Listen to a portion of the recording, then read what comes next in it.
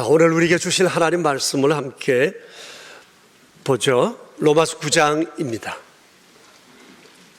로마서 9장의 말씀입니다. 1절부터 5절에 있는 말씀입니다.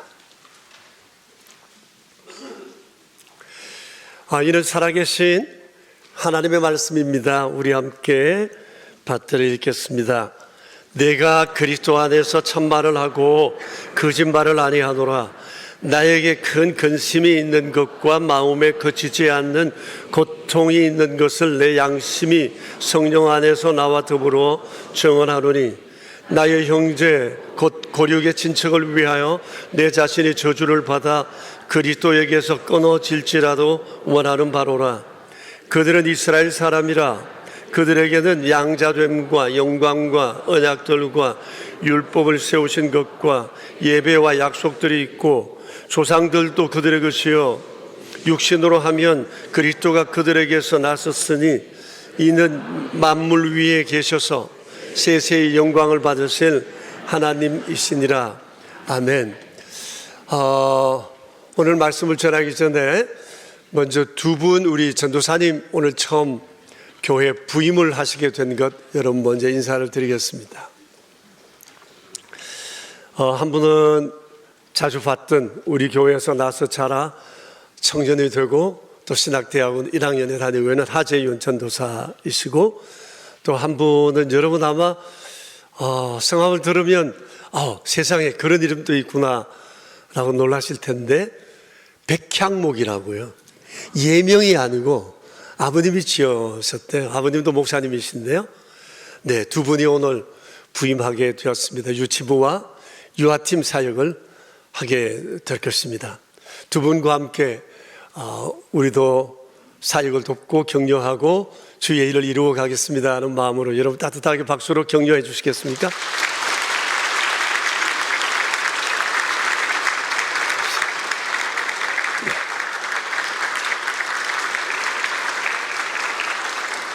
감사합니다. 고맙습니다. 오늘 우리가 읽은 이 말씀 가운데 1절에 이런 말씀이 있습니다. 나에게 큰 근심이 있는 것과 마음에 거치지 않는 고통이 있는 것을 내 양심이 성령 안에서 나와 더불어 증언한다.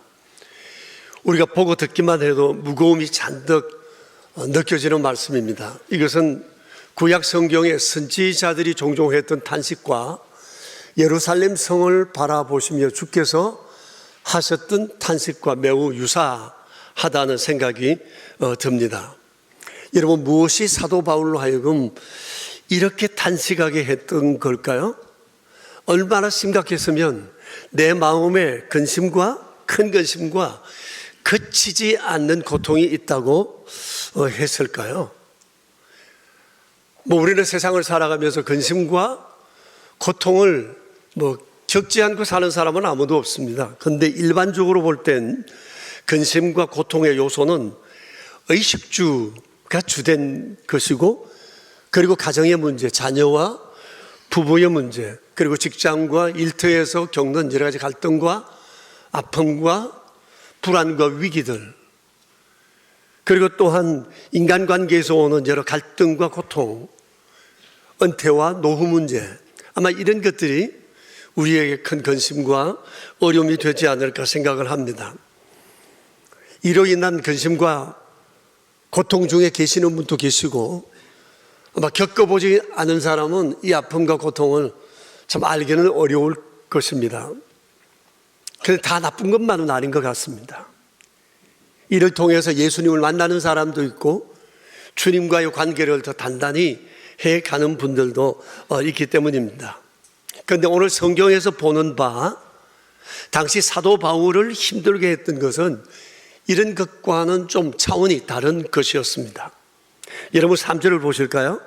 여기 보시면 그것은 형제와 고륙 친척들이 예수님에게서 끊어진 것 때문이라고 얘기합니다. 여기 형제라고 하는 것은 바울의 동족인 유대인들을 가르치고 고륙 친척은 아마 육신으로 된 친척들을 일컫는 말일 것입니다. 그런데 이들이 다 예수님에게서 끊어져 저주를 받게 됐다는 것입니다.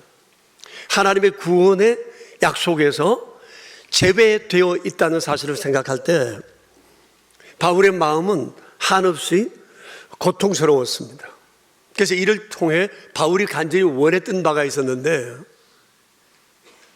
나의 형제와 고륙 친척들이 예수님을 믿게 되고 예수님과 견고하게 될 수만 있다면 자신의 생명도 주님 앞에 드릴 수 있겠다고 얘기를 했습니다. 이것은 바울에게 있어서 너무나도 중요한 문제였기 때문입니다. 물론 그렇게 한다고 해도 이것이 치환될 수는 없는 문제이지만 바울에게 있어서 민족의 이 구원은 너무너무 중요했습니다. 구원이 중요한 이유는 영원히 예수님께 붙어 있느냐, 끊어져 살 것인가를 가늠하는 일이기 때문입니다. 그래서 예수님을 믿지 않는 자신의 동족과 친척들을 바라보았을 때 바울의 마음은 말할 수 없이 아팠던 것 같습니다. 혹 여러분, 내 가까운 친척들, 내 가족들 가운데 예수님을 믿지 않음으로 인해서 가슴앓이 해 보신 적 있으신지요? 또 이 나라와 백성들의 구원을 위해서 주께 기도하고 계시는지요? 그야말로 구국기도. 그리고 이들을 위해서 기도할 때 바울이 느꼈던 이 가슴앓이, 이 아픔, 참 고통스러울 정도로 예수님을 믿지 않는 것 때문에 힘들어 해봤던 적은 있으신지 모르겠습니다. 오늘 우리가 이 말씀을 묵상하면서 이에 공감을 가지고 정말 이 나라 백성, 내 고륙 친척을 위해서, 그들의 구원을 위해서 간절히 기도를 결심하는 그런 아름다운 시간이 되었으면 좋겠습니다. 로마서는 이 구원의 길에 대해서 구체적으로 우리에게 안내해 줍니다. 크게 두 부분으로 나누어져 있는데요, 1장부터 11장까지는 어떻게 구원을 받을 것인가에 관해서, 그리고 12장부터 16장은 구원받은 사람은 어떻게 살아가야 하나라고 하는 것에 대해서 말씀하고 있습니다. 그리고 특별히 1장부터 11장도 두 부분으로 나누어져 있는데 1장부터 8장은 이방인들의 구원에 관해서, 그리고 9장부터 11장은 유대인의 구원에 관해서 다각도로 말씀하고 있습니다. 그런데 중요한 것이 있습니다. 이 구원의 길이 다르지 않다는 거예요.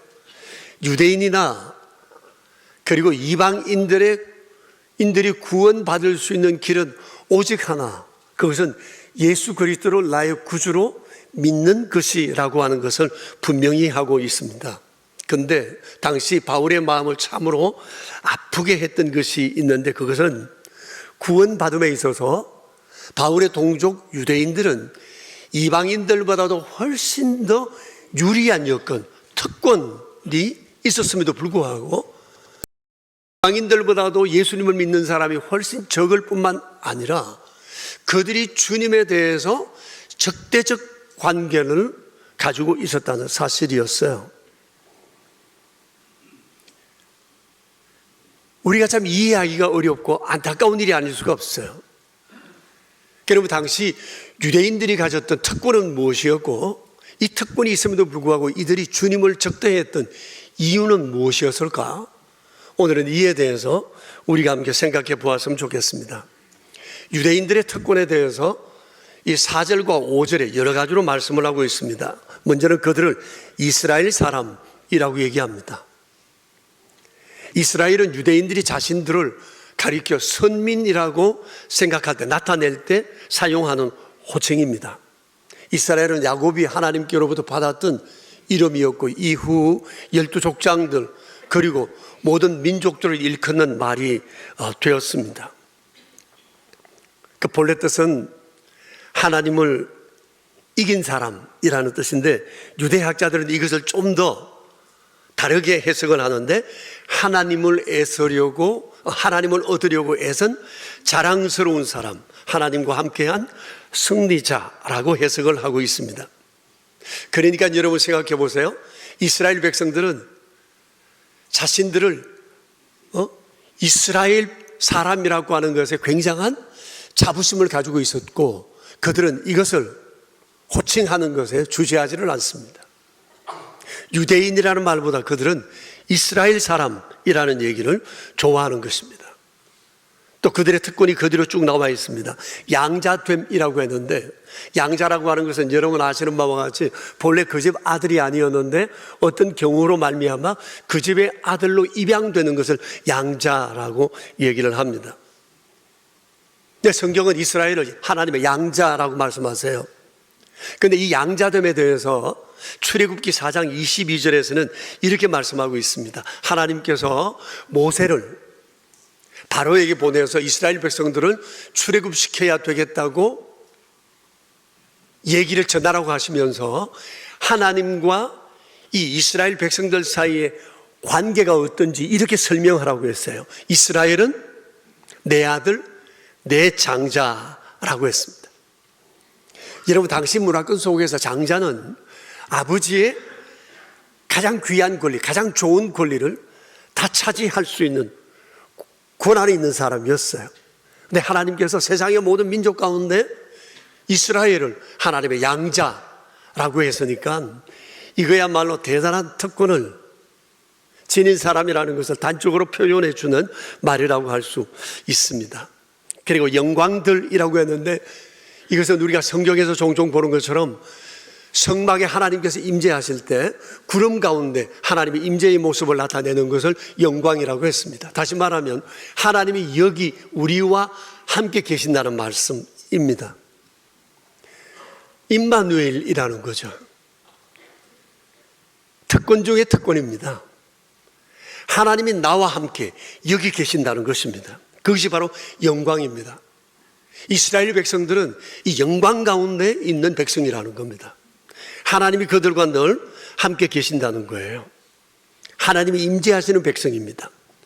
그리고 언약들이라고 했는데 이스라엘은 아브라함을 비롯해서 하나님께서 그들의 조상들과 맺은 언약들이 굉장히 많습니다. 언약은 양자 간에 맺어지는 것입니다. 그래서 이 양쪽을 파트너라고 얘기를 합니다. 그런데 이스라엘은 하나님의 언약의 파트너입니다. 친밀하다는 거예요. 그리고 그에겐 나밖에 없다는 이런 소유의식을 갖습니다. 그러니까 이스라엘 백성들은 하나님과 매우 친밀한 언약의 파트너, 하나님께서 세상의 모든 일들을 이루어갈 때 이 백성들을 통해서 계획하시고 이루어 가시는 특별한 사람들이라는 뜻입니다. 그리고 율법을 세우셨다고 했습니다. 율법은 이스라엘 백성들이 하나님께로부터 받은 위대한 유산이요 축복 가운데 하나였습니다. 이 하나님의 율법 안에 하나님의 모든 축복이 다 들어 있습니다. 그러니까 율법을 가졌다고 하는 것은 하나님을 소유한 것입니다. 그리고 하나님의 복을 소유한 사람이라는 뜻이에요. 당장에는 눈에 보이지 않고 아무도 가지지 않지만 부럽지 않아요. 왜? 하나님께서는 율법을 통해 축복을 약속해 주셨기 때문에. 이것이 유대인들의 자부심이었습니다. 그리고 예배를 소유한 사람들이었어요. 예배는 하나님을 뵙는 순간이잖아요. 기회이잖아요.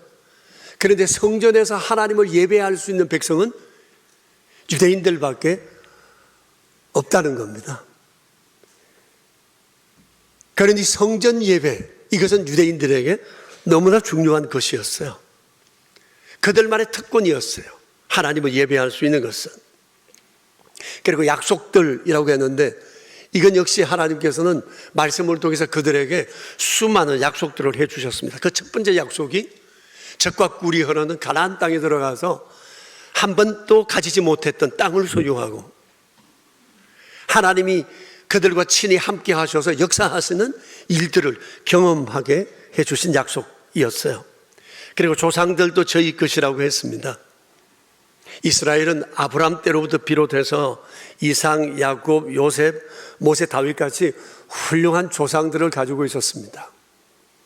우리도 가끔 자신의 성을 얘기할 때 아무개 멧대손, 특별히 그 조상이 왕이었거나 훌륭한 업적을 남긴 사람이라면 후손들은 굉장히 자랑스러울 수밖에 없는 거죠. 믿음을 얘기할 때 우리가 자랑스럽게 생각하는 것이 모태신앙입니다. 우리는 신앙의 몇 대라는 것은 굉장히 자랑스러운 거죠. 그런데 보세요. 이스라엘은 신앙의 대수가 수십 대예요. 그러니까 얼마나 자랑스러워요. 조상 대대로 하나님을 섬겨온 민족이라고 하는 것입니다. 그리고 매우 중요한 특권이 또 하나 있는데 5절 마지막 부분에 보면 육신으로 하면 그리스도도 저희에게서 나셨다고 했어요. 이스라엘은 유대인들은 예수님이 탄생하신 민족입니다. 그러니 얼마나 놀라운 특권입니까? 최고의 특권이라고 할 수 있습니다. 그런데도 불구하고 이들이 예수님을 거부했어요. 예수님과 담을 쌓았어요. 이런 특권을 가지고 그들이 정말 예수님을 잘 믿으려고 했으면 제대로 믿게 됐을 것입니다. 그런데 예수님께 못된 짓만 골라서 했던 겁니다. 그래서 바울의 마음이 아팠던 거예요. 바울 자신도 한때 그랬거든요. 그런데 이 백성들이 지금 예수님에 대해서 제대로 알지 못한 채 예수님을 거역하는 것을 봤을 때 그의 가슴은 너무 찢어지듯 아팠어요. 그래서 큰 근심이 되게 있고 고통이 그치지 않는다고 얘기했습니다. 여러분, 유대인들이 왜 이런 좋은 조건을 가지고 있으면서도 주님께 이렇게 비뚤어진 행동을 했던 걸까요? 그것은 그들이 특권의식에 사로잡혀 있어서 그렇습니다. 동서고금을 막론하고 특권의식은 언제 어디서나 문제를 일으킵니다. 미안한 얘기지만 한 예를 들겠습니다.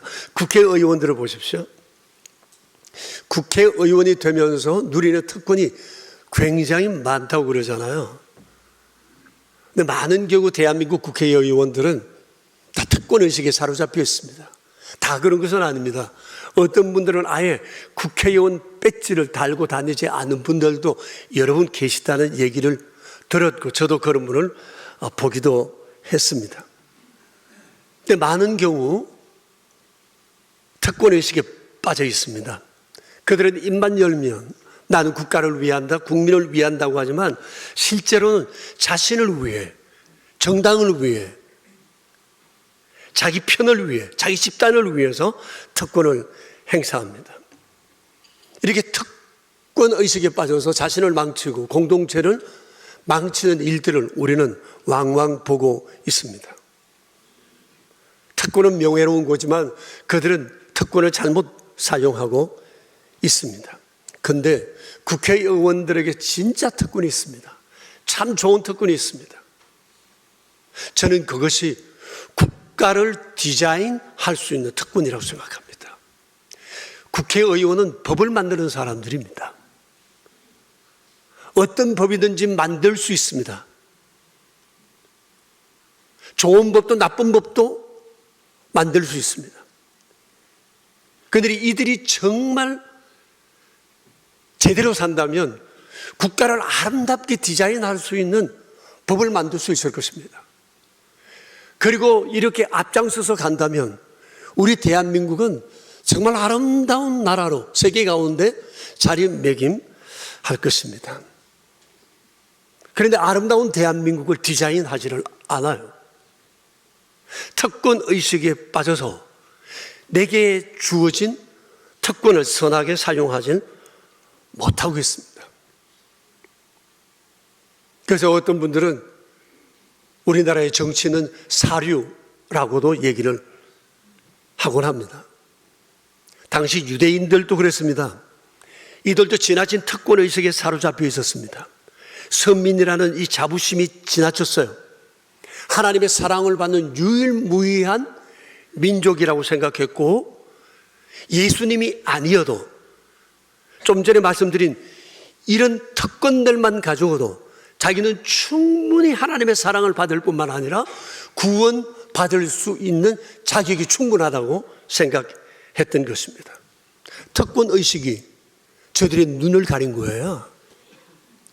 성경을 가지고 있으면서도 성경에서 말씀하시는 제대로 된 주 예수 그리스도에 대한 구원의 진리를 보지 못하게 된 거죠.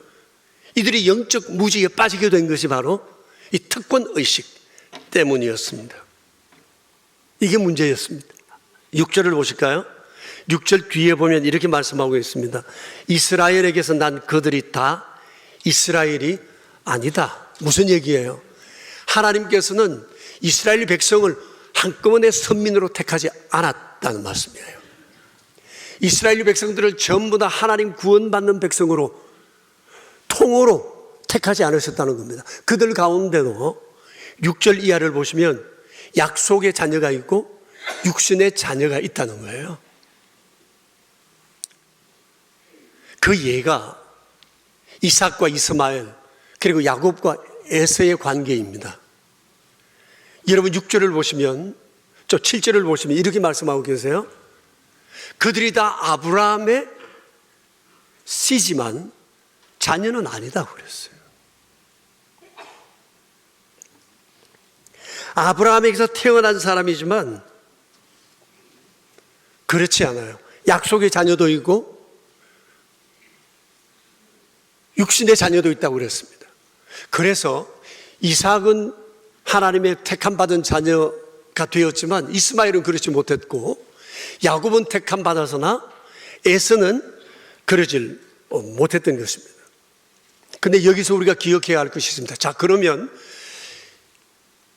이삭의 자손들, 야곱의 자손들은 그러면 모두 다 하나님의 구원받는 백성이고 이스마엘과 에서의 자손들은 전부 다 구원받지 못하느냐, 구원에서 제외되느냐? 그건 아니라고 하는 것입니다. 좀 더 구체적으로 예를 듭시다.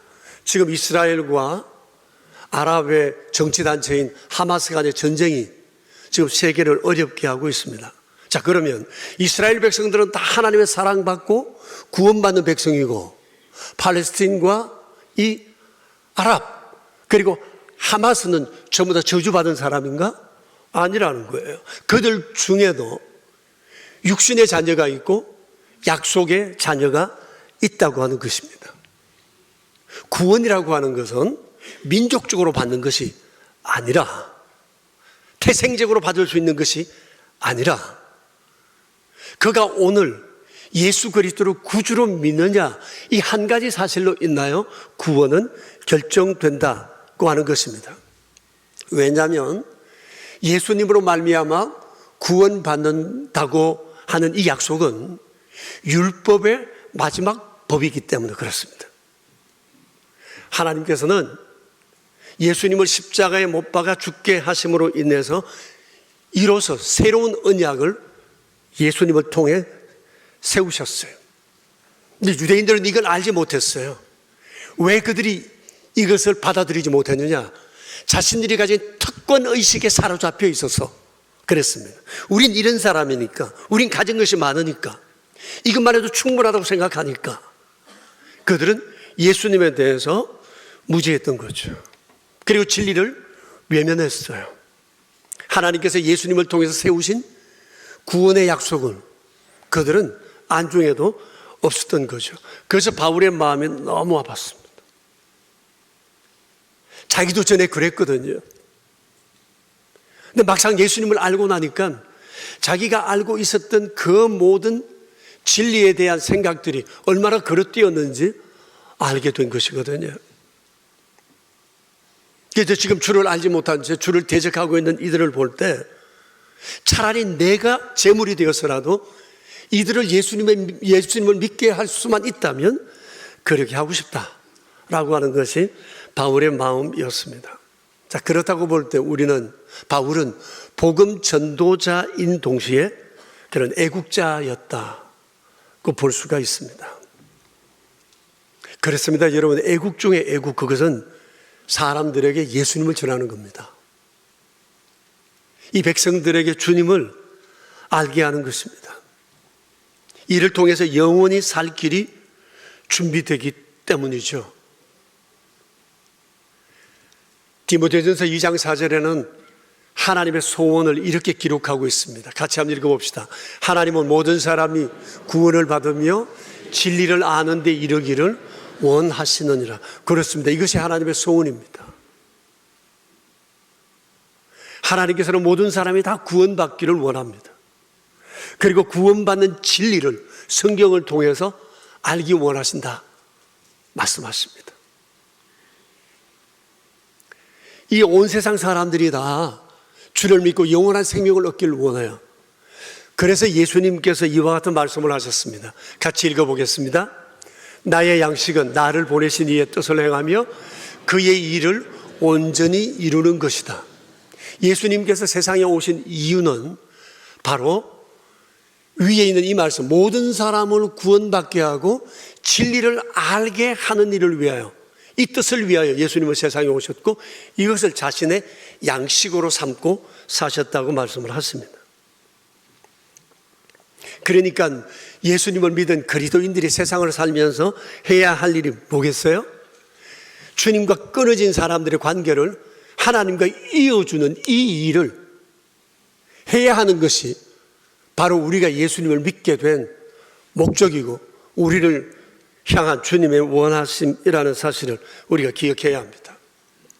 여러분, 지금 우리나라 형편을 보세요. 여러 가지 문제들이 얽히고 설켜 상황이 아주 어렵습니다. 북한의 문제를 비롯해서 세계가 블록화되면서 우리의 처신이 굉장히 어려워졌습니다. 여기도 설 수 없고 저기도 설 수 없고 어떻게 해야 되는지 정말 매우 어려운 상황이 되었습니다. 국내적으로는 이 양극화 문제와 좌우의 대립이 아주 심각합니다. 남녀, 노소의 대립, 그리고 세대 간, 이념 간, 그리고 정당 간의 대립, 지연과 학연, 소유, 노동 현장, 그리고 예술의 가치마저 양극화와 이 좌우 대립의 소용돌이에 휘말려 있습니다. 옳음과 그름, 윤리와 도덕 없습니다. 다만 내 편이냐 네 편이냐 이것만 지금 남아 있습니다. 통합을 얘기하지만 협치가 전혀 이루어지지 않은 이런 상황입니다. 영적 상황 이 역시도 만만치 않습니다. 다원주의가 확산되면서 개체주의가 아주 적극적으로 등장하고 모든 것을 진리로 보는 이런 불가지론들이 진리 전쟁에 불을 붙였습니다. 무엇보다도 예수님과 관계가 끊어진 사람들이 너무도 많습니다. 외적인 숫자로 볼 때 80%나 됩니다.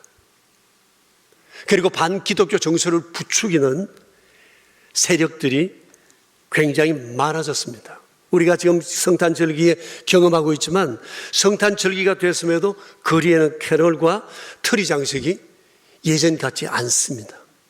전도를 나가봐도 만만치가 않습니다. 그런데 이것이 21세기의 새로운 현상은 아니라는 것입니다. 2000년 전 예수님께서 성육신 하실 때 그리고 사도 바울이 이 활동을 하고 있던 그때는 지금 우리가 겪고 있는 상황과는 비교되지 않을 만큼 반기독교 정서가 아주 팽배했고 기독교에 적대하는 세력들이 거의 대부분이었습니다. 그럼에도 불구하고 예수님께서는 하나님의 뜻을 이 땅에 성취하기 위해 사람의 몸을 입고 세상에 오셔서 이 일을 양식 삼으셨습니다. 그리고 사도 바울 역시 그런 환경에도 조금도 주저함이 없이 온 세상을 달리며 종횡무진하며 복음을 전했습니다. 내가 달려갈 길과 주 예수께 받은 사명 곧 하나님의 은혜의 복음을 증언하려 하는 일을 마치려 하면 내 생명을 조금도 귀한 것으로 여기지 않겠다고 했습니다. 이렇게 주의 복음에 붙들린 수많은 사람들 덕분에 우리가 예수님을 믿게 되었고 기독교는 2000년 세계 역사의 정신이 된 것입니다. 우리가 이것을 결코 잊지 말아야 합니다. 많은 사람들이 애국을 얘기합니다. 진짜 애국 중에 애국, 조국사랑, 동포사랑의 그 중심에 그들로 하여금 예수님을 믿게 하는 겁니다. 그들에게 예수님을 말해주는 것입니다. 그런데 이것이 저절로 되지를 않습니다. 가슴을 찢는 눈물의 기도와 수고가 있어야 합니다. 지난주, 저지난주 제가 책을 한 권 봤는데요. 이 한국 역사를 움직인 기도라는 책입니다. 누가 보내줬는지 모르지만 제가 2년 전쯤 이 책을 선물로 받았어요.